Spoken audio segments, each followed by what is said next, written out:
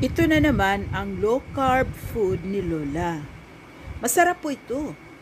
Tingnan ninyo kung paano niya ginawa. Unang-una, maghanda muna ng flour at saka itlog. Isang itlog lang kasi si Lola lang naman ang kakain.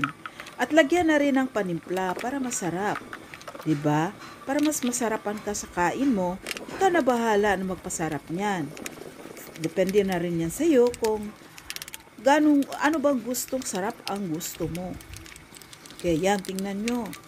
So, may itlog na po yan. Oh, medyo nga madilim. Pasensya na po kayo sa kusina ko. So, ngayon, handang-handa na po yan.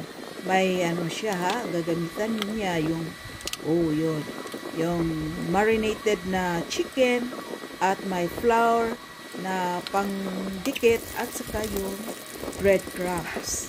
Oo, yan. Nag-umpisa na, niluluto na. Ang kasunod naman yan ay ito. Ito ang pamalit rice ni Lola, yung Chinese cabbage. I-steam lang po yan. Pero lagyan po ng asin para naman may lasa. Importante yung may asin. Kahit asin lang. Ikaw na bahala. Pwede na rin dagdagan mo ng iba pang mga spices. At gagamitin na rin natin ang natitira na cucumber para hindi masayang ang pagkain sa bahay. 'Di ba?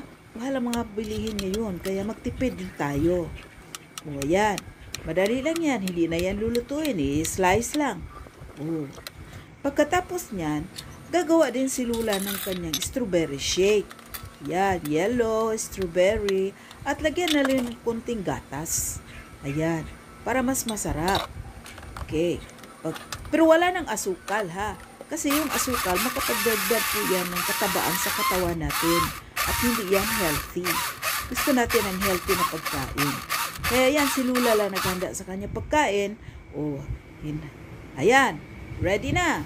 Ready to eat. Ang sarap. May strawberry shake, may chicken fillet, at saka yung Chinese cabbage with cucumber and tomatoes. Hanggang sa susunod. Bye-bye!